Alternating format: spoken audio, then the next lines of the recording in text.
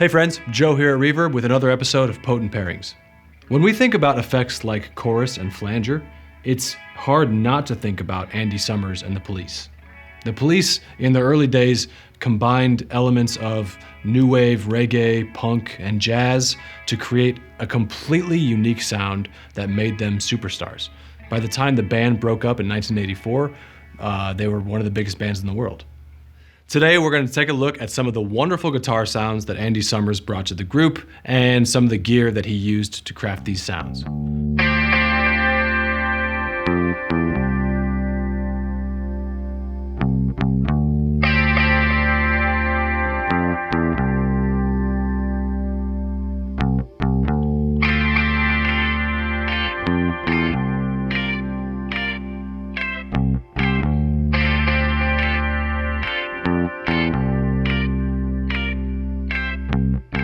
Quick disclaimer, like in all these Potent Pairings episodes, we're using some gear that Andy was known to use or emulation of gear that he was known to use.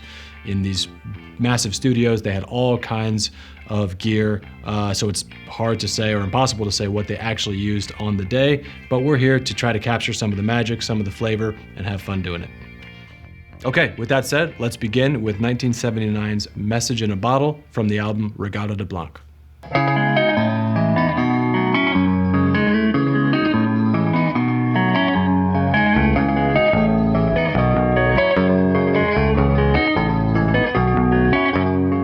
Andy Summers famously played a 1961 Fender Telecaster that had been modded with a 50s-era Gibson PAF humbucker in the neck position. Shortly after the Police became successful, he also played a 61 Strat. Now, throughout his career, he played dozens of other guitars, including a 335, a Les Paul, even a Roland guitar synth, but for today, we're going to stick to a Tele and a Strat.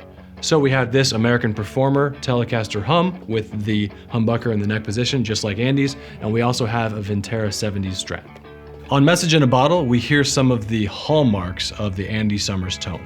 Now, apart from delay and modulation, which we'll get to in a second, the guitar doesn't have a ton of grit on it, but oddly enough, he used Marshall JMP 100-watt heads, which are obviously known for more beefy, saturated, harmonically driven tones. We imagine he used such high wattage amps for the headroom so that they could be turned up pretty loud without breaking up. Marshall JMPs are pretty expensive, pretty hard to find, so we're going to approximate the tone with the Tone King Royalist 3, which emulates 1960s British amps like the Marshall JMP. We're going to be turning it to the 1967 setting. As for the effects on this tune, they are definitely integral, but certainly not overbearing. Andy used them in very subtle and intentional ways. On this track and many other cleaner guitar parts, Andy Summers was probably using a compressor. He often had an MXR Dynacomp on his board, so that's what we'll be using today. We're using the compressor very subtly, more to balance out the picking transients and to give us a bit more sustain. The Dynacomp is one of the most well-known and cheapest compressor pedals out there, especially used. But check out the JHS 3 Series compressor or the Keeley Compressor Pro for some other options.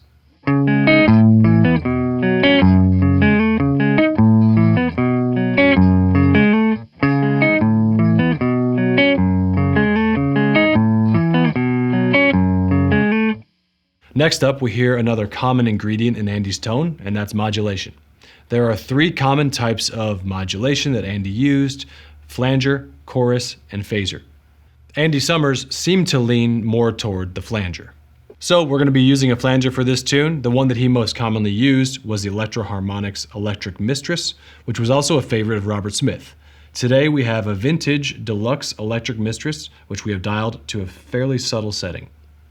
A vintage Electric Mistress can get pretty expensive, but Electro-Harmonix makes a modern version that is much more affordable and in stereo. Also check out the Boss BF3 flanger and the MXR Micro flanger for some other options.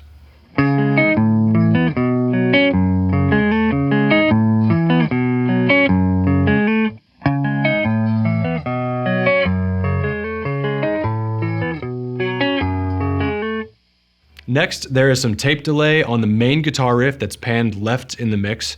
This was likely captured with an Echoplex tape machine, and not only does the Echoplex give us the echo that we're hearing, but it also adds just a bit of texture and grit to the guitar sound as well. Now, we don't actually have an Echoplex today, but we do have a Roland RE201 Space Echo, which is another tape delay unit that was popular at the time. Boss makes a pedal version of their Space Echo that sounds fantastic, and Dunlop makes a modern emulation of the Echoplex.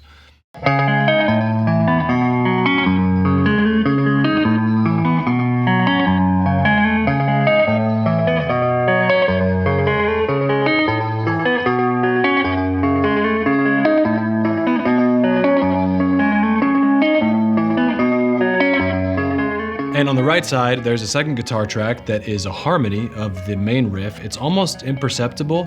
It just adds to the vibe so well.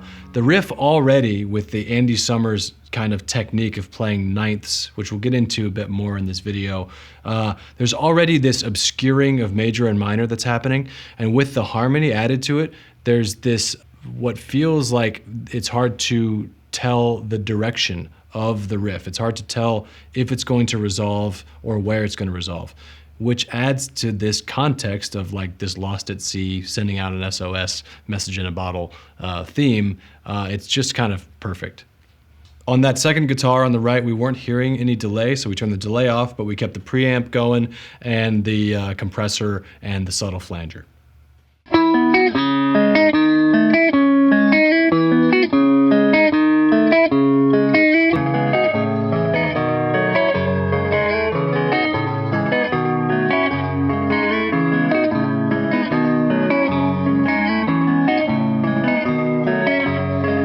So we come from this main iconic riff with the fifths and ninths going on, this obscurity, this mystery, and then we enter into the chorus, which is a straight, 1, 4, and 5, palm muted. It's very familiar. It speaks to the just kind of the groundbreaking idea of the Police, where they had techniques that were genre bending, but then also with this example, there's just straight up harmonic language that is one genre to another on a beat, just like that.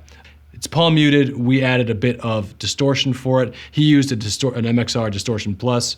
We grabbed another distortion from those days, a DoD Supra distortion.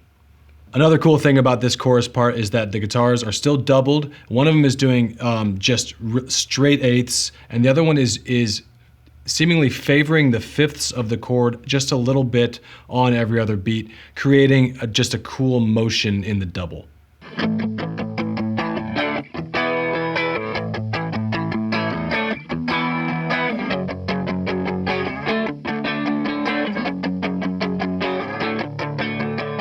So we come out of this palm muted section and then we come back into the kind of mysterious, and it's one guitar with a little bit more flanger, back to the minor chord, back Lost at Sea again.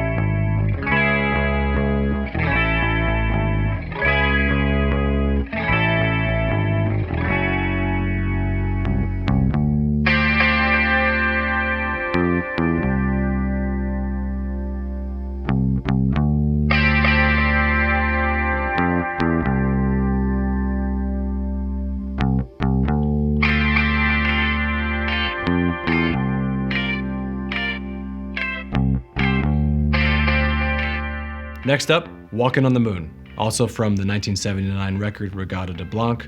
The track starts with Stuart Copeland's drums, Sting's bass comes in, but it's really the strike of that D minor 11 chord that Summers hits that really kind of paints the picture of this song.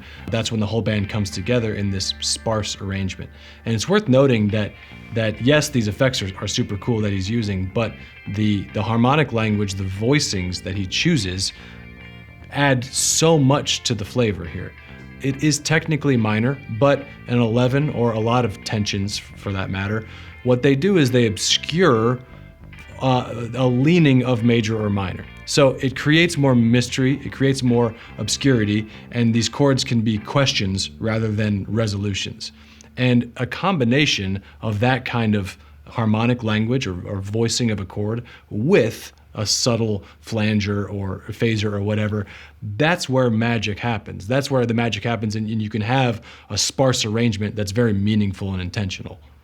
For the modulation, we are back to the Electric Mistress, and Andy Summers' use of the Electric Mistress is so notable on this song that Electro-Harmonix made a signature pedal and called it the Walkin' on the Moon, which is basically an Andy Summers signature Electric Mistress. We're going to switch things up and try out the Catalan Bred Belle Epoque Deluxe pedal, which is actually a digital emulation of an Echoplex. The Belle Epoque does a fantastic job of approximating those more esoteric qualities of the Echoplex. And lastly, we have the reverb, which we imagine was probably a plate reverb added in the mixing stage. We're going to use the Arturia Plate 140 plugin to approximate. In addition to the reverb itself, there seems to be some panning going on. It starts slightly to the right, and then as the chord decays, it starts to pan towards the left. So we're going to try to approximate that as well.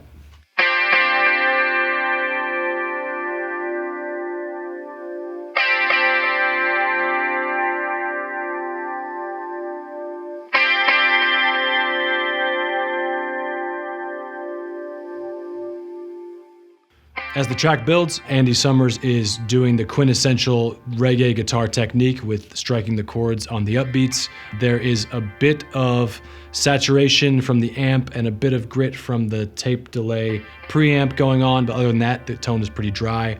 On the Belle Epoque pedal, we turned the delay volume all the way down. So that's a really cool use for that pedal as well, just no delay and just using the preamp of the pedal.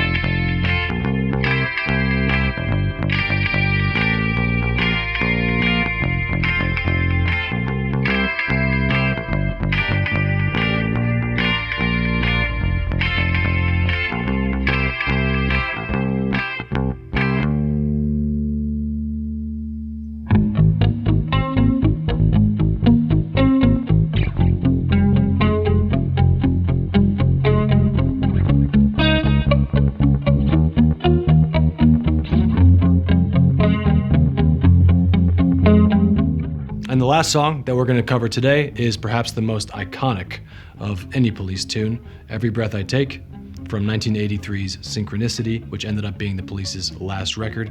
This song is identifiable immediately right when it starts, and likely because of Andy Summers' incredible guitar part.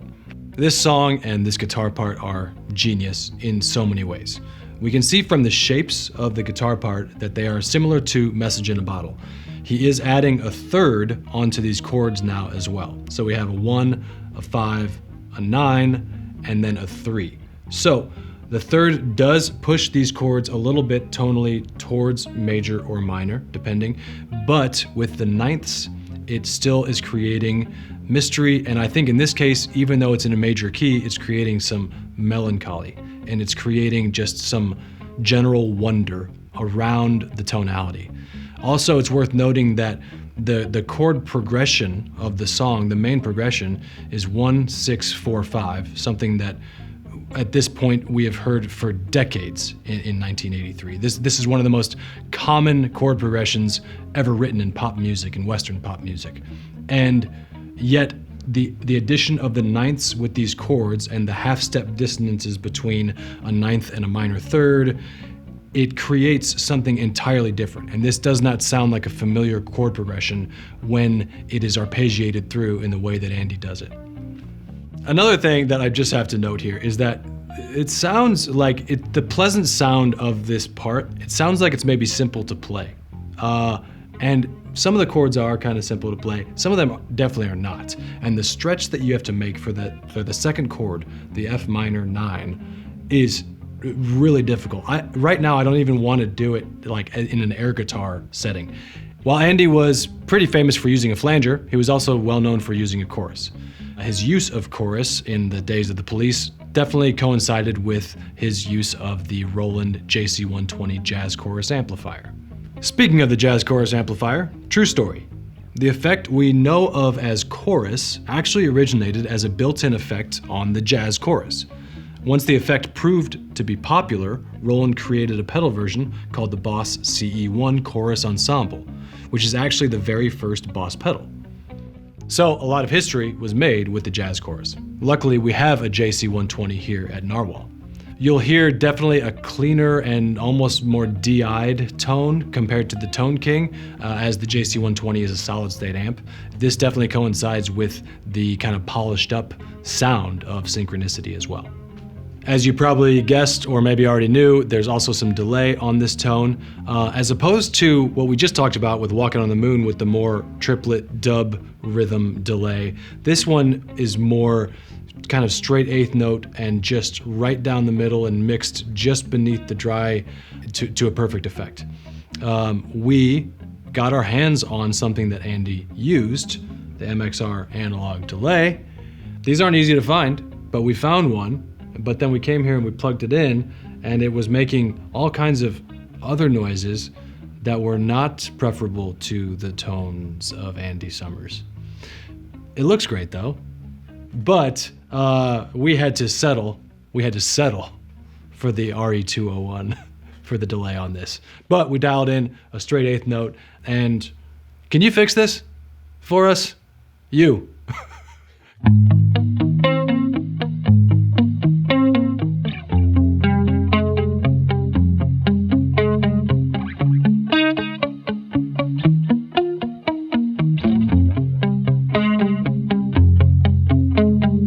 And the last ingredient for this tone is more of a production technique, but it's a doubling. And as opposed to the Message in a Bottle doubling, this one is more of kind of like the exact part doubled.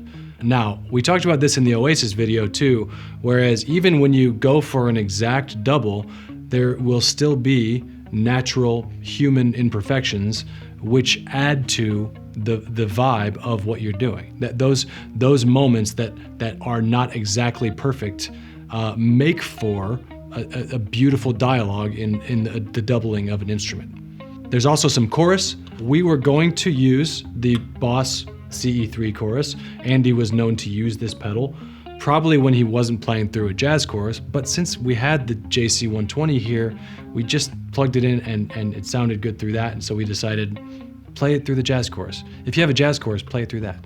Otherwise, get yourself a Boss CE3. There are plenty of Boss chorus pedals out there you can get for a steal used, but also check out the Walrus Julia or the Earthquaker Devices Aurelius for some more in-depth features. Those things are super cool.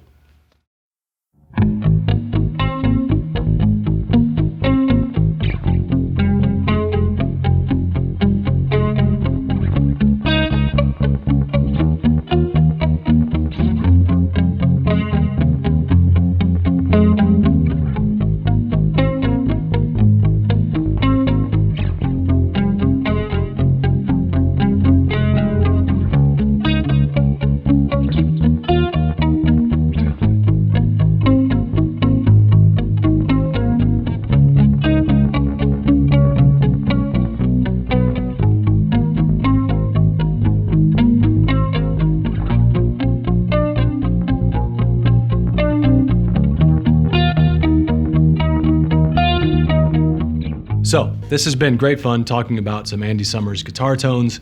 Obviously, his decades-long career, Andy used many other things as well. He used phasers, and he used guitar synths, and he used all kinds of stuff. We tried to just really go after the bread and butter of some of these more iconic parts. And really, I think the takeaway here is the combination of these subtle effects with wonderful compositional parts, using harmonic language to obscure familiar chord progressions, using production techniques like doubling to create a sense of motion and dialogue in one part, using tensions on chords that help to not lean major or minor one way or the other. This is genre-bending, groundbreaking stuff. And yes, the effects are a huge part of that. And again, alongside the composition that's where the magic is. So thank you to Andy Summers for inspiring us to try some new things out, to get explorative with cool techniques, using them in subtle ways alongside beautiful music. This has been so fun. Let us know how you feel about it in the comments, and we'll see you at the next one.